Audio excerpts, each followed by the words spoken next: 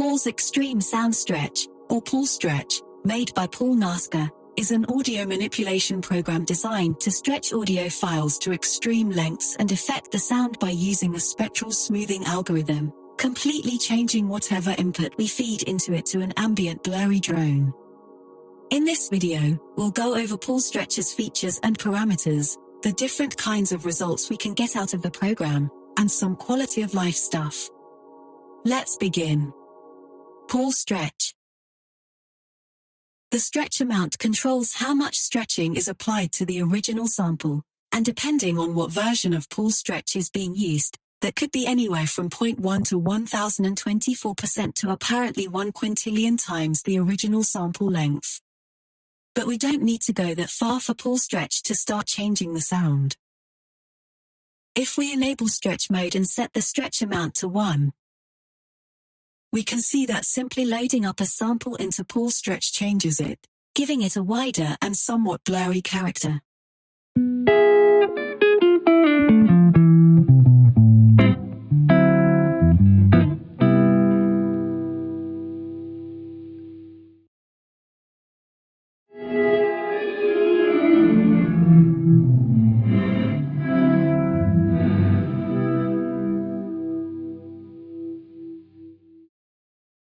This is because Paul Stretch by default splits the sample into windowed segments using a form of Fourier transformation, gives them random phases, and finally overlap adds them with each other. Think of it like chopping a clip into small pieces, randomly changing each piece's phase. This could be through phase shifting, time shifting, EQing, etc., and putting them back together in a way that each sample transition or overlap fits smoothly together. The smaller the FFT size, the narrower the segments are, resulting in a grainy sound that still keeps the structure of the original.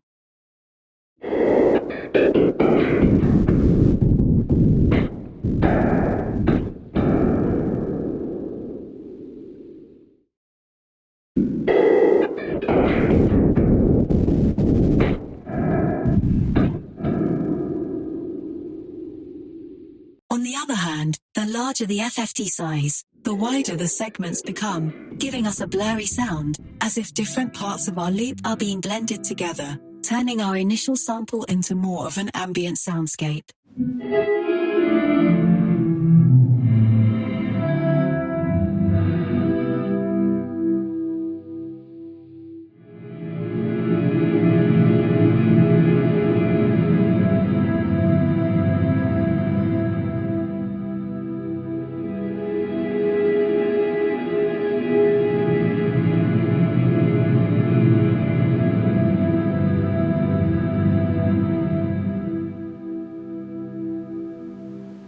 Just these two sliders alone are enough to turn pretty much any sound into some sort of ambient noise that can be used to support chords or melodies, transition into new segments, create a sense of space or ambience, cementing the mood in a track, or even to just fill up space and give our track some depth.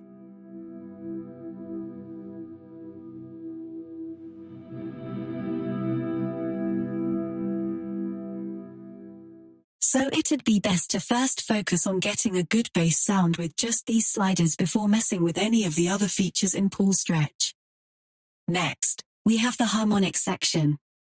This basically removes everything except for the set frequency and its corresponding harmonics, plus some others depending on the harmonic bandwidth.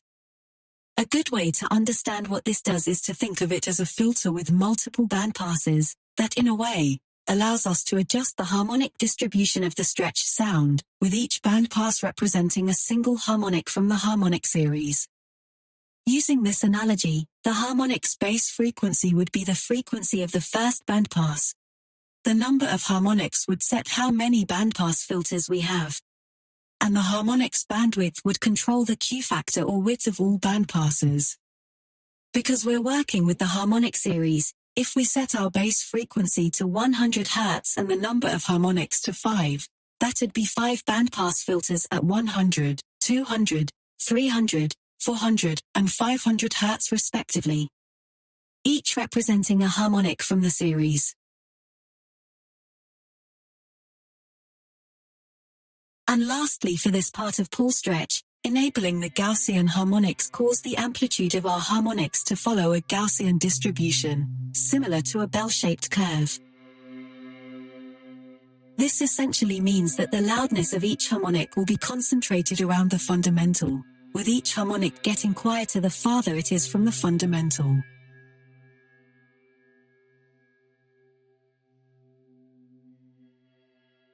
Let's take this piano sample for instance.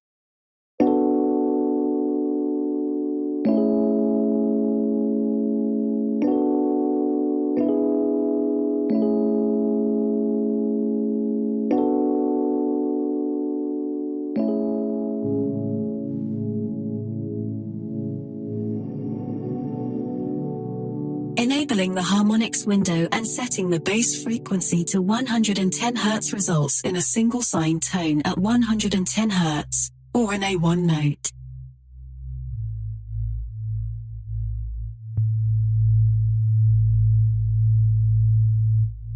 Setting the number of harmonics to 2 introduces a 220 Hz tone or an A2 tone, an octave up.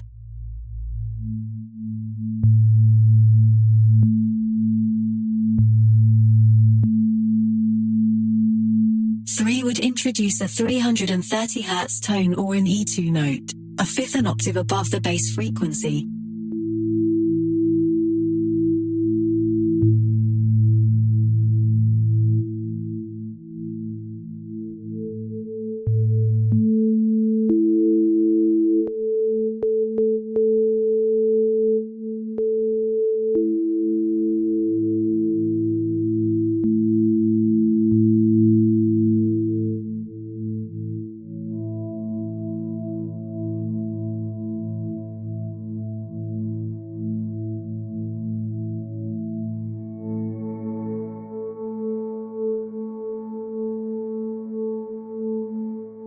We could also use this to, in a way, force a new key onto the stretch sound. Let's try changing the key from A to C by setting the bass frequency to 128 Hz.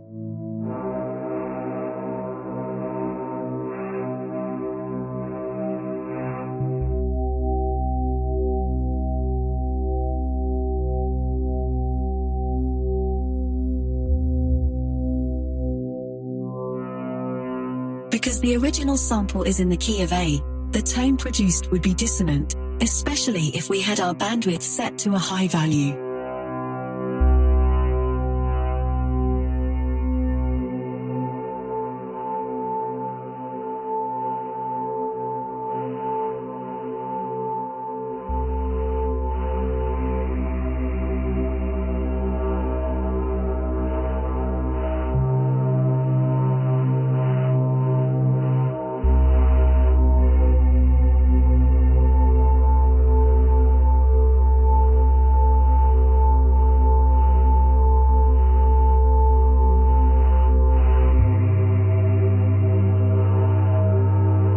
Just like that, with just 2 sections of pull stretch, we've gone from a dreamy soundscape to a calm choirish tone,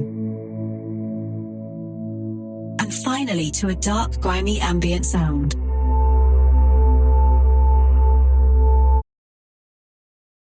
Moving on, let's look at the tonal versus noise filter. As the name implies, this filters out either the tonal or noise parts of the stretch sound, giving us control over the balance between the harmonic and inharmonic aspects of our sound. The tonal versus noise preserve determines what parts and to what extent the tonal or noise elements are filtered out or preserved, effectively acting as a balance or mix knob for the noisiest and most tonal parts of the stretch sound. Contrary to what the slider name may suggest about a tonal to neutral to noise flow or progression, setting the tonal versus noise preserve to the far left preserves the noisiest parts and filters out the tonal elements.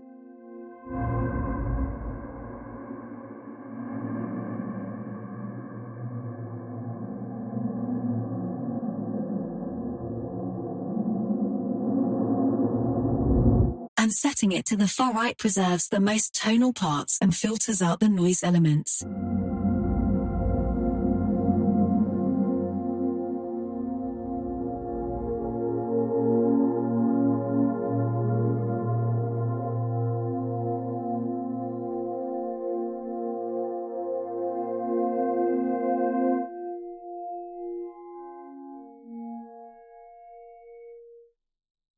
The tonal versus noise bandwidth controls the width of the frequency range used to distinguish between the tonal or noise parts.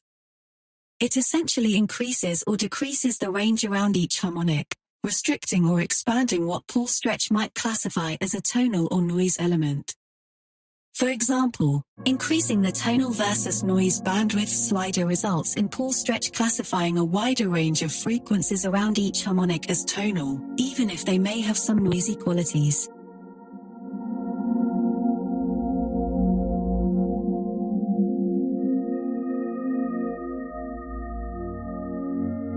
And reducing it would narrow the range of frequencies that would be classified as tonal.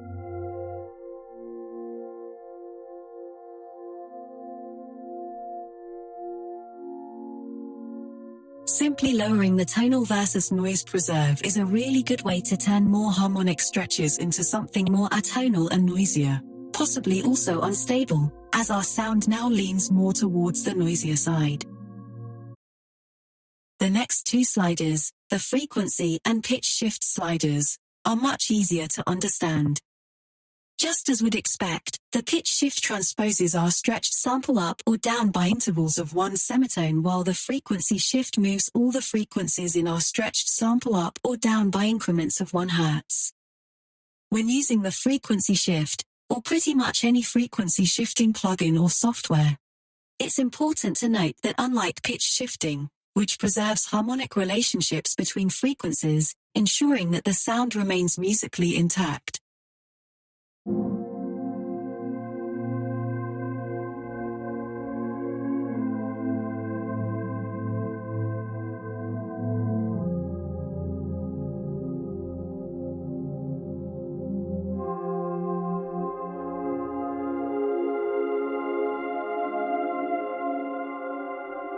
frequency shifting modifies frequencies with no regard for harmonic relationships or musical integrity, resulting in a very dissonant or atonal sound.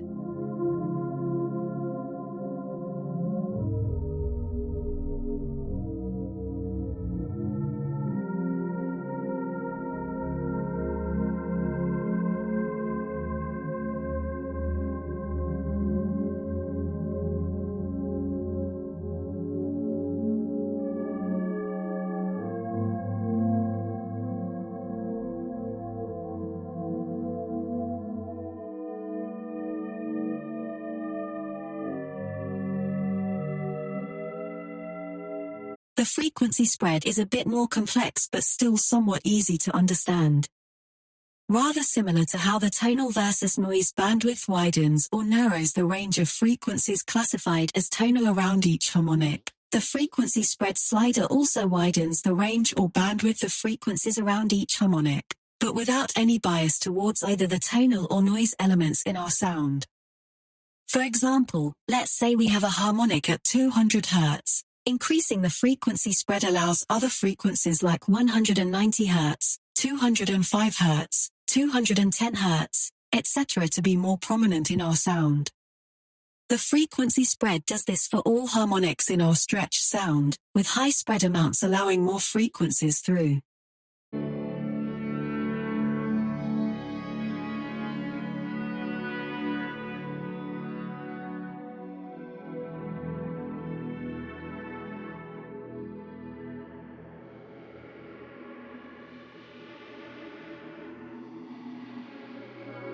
In some cases, this can add a level of complexity or depth to a stretched sample, making it sound filler or busy, especially considering the fact that it kind of resembles the unison effect, as we're introducing random frequencies which would be equivalent to the random pitches in a standard unison scenario, but instead operating on the level of individual harmonic frequencies. The compress slider of course compresses the loudness of our stretched sample, reducing the dynamic range the higher the amount of compression, effectively leveling out the overall sound, giving it more of a constant volume.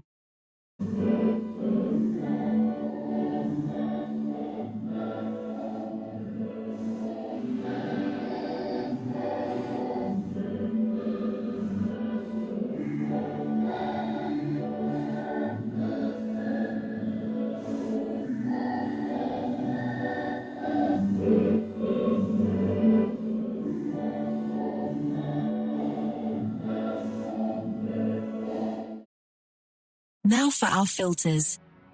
Pulse Stretch provides us with two filters, the first being a very basic high-pass and low-pass filter for either thinning out our sound by taking off lower frequencies, leaving us with more of a shim-esque texture.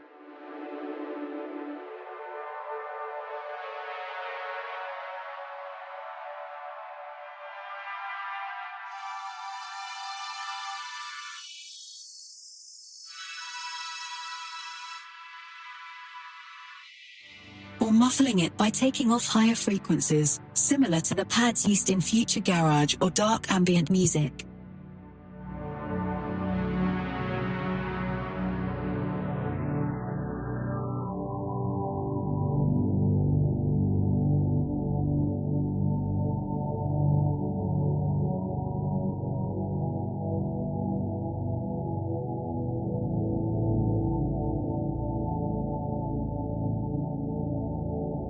And the second being the free filter. This functions more like the standard EQs we're used to, in the sense that we're free to manually shape our filter however we want with apparently as much as up to 4096 frequency points. This can be very useful for boosting or cutting precise frequencies, sculpting the shape or tone of our stretched sample. It also allows us to shift our EQ either left or right the x-axis, essentially moving the effect of our frequency changes down or up the spectrum, or up or down the y-axis, raising or lowering the entire frequency range. We can also scale our filter both positively and negatively, tilt it, and even generate random points around our set filter.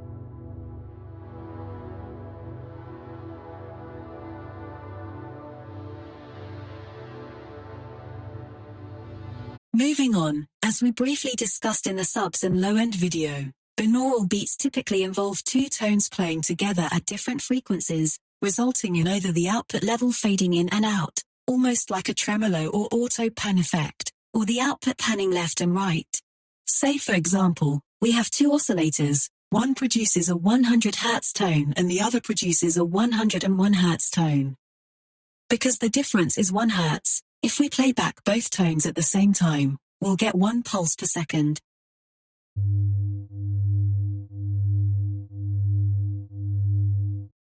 Although pulse stretch may not exactly play back a detuned copy of our stretched loop alongside the original, the binaural beats window does produce either one of these two effects at a time. If it's still confusing, we can just think of it as Ableton's autopan effect, but just using a completely different algorithm to change our sound. The binaural beats power controls how much of either effect is added to our stretched sample.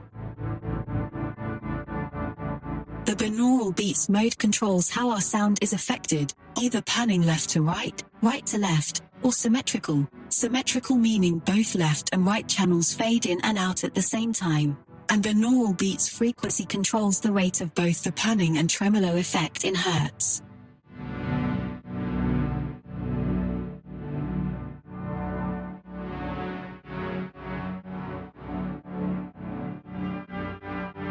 Finally, for the ratio mixer.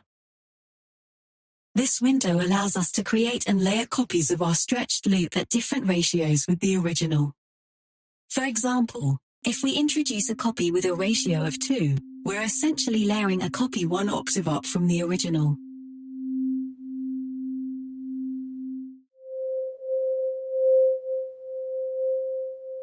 Three would be a fifth an octave up from the original.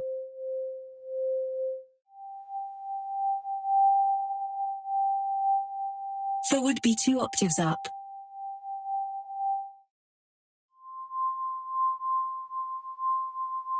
0.5 would be 1 octave down from the original.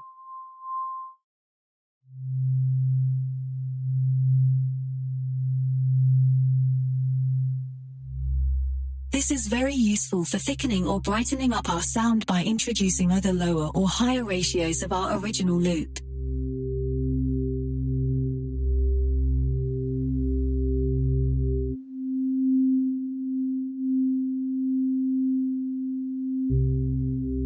The default ratios set are a very good place to start when messing around with this part of pulse stretch.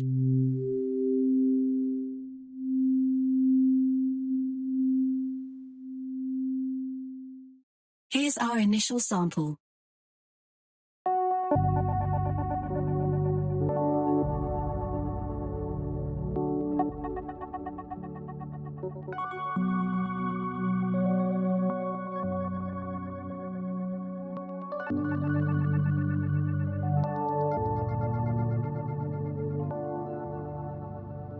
This is a basic Spitfire Labs piano patch, with some delay and reverb, plus some simple EQing.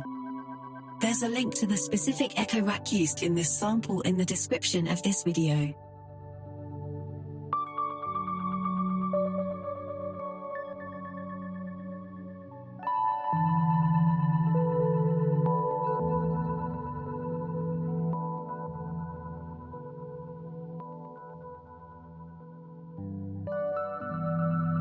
Let's start by setting the stretch amount to 4 and adjusting the FFT size.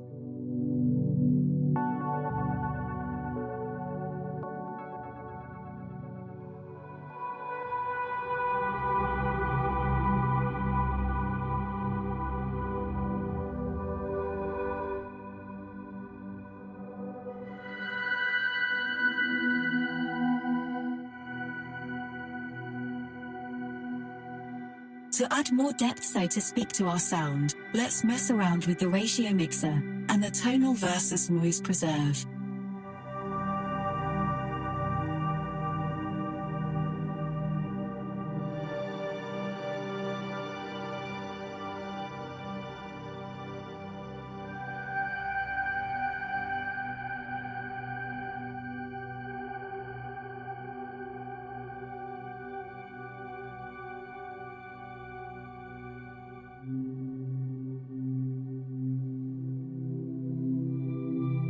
Because our initial sample has a high dynamic range, let's also add some compression.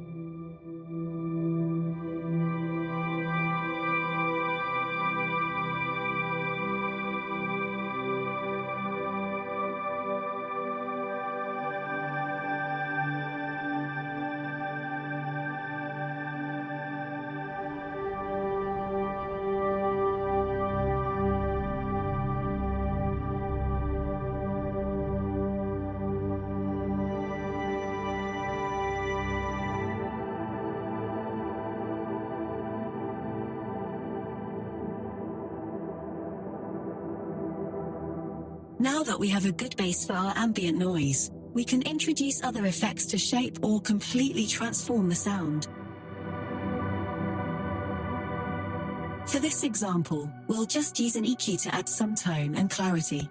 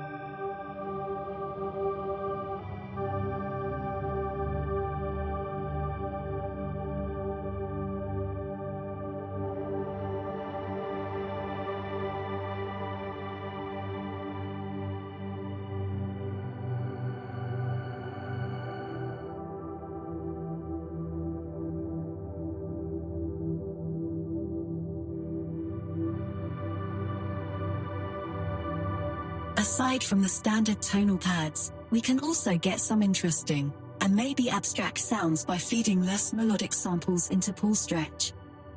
We could even try this with a full song. Let's first loop a kick or sub-heavy section, and add more low-end content with the ratio mixer.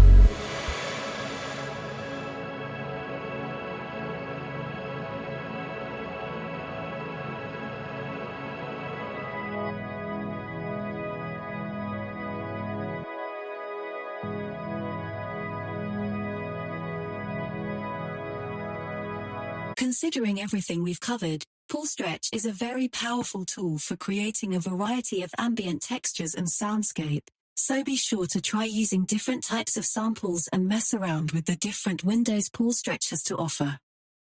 Thank you for watching all the way through. If you have any questions or have more knowledge on Pull Stretch, please share them in the comments. If you'd like to see more videos like this, please like and subscribe. And if you're interested in private lessons, be sure to send me a DM on Discord. There's an invite link to a dedicated channel server in the description. Bye.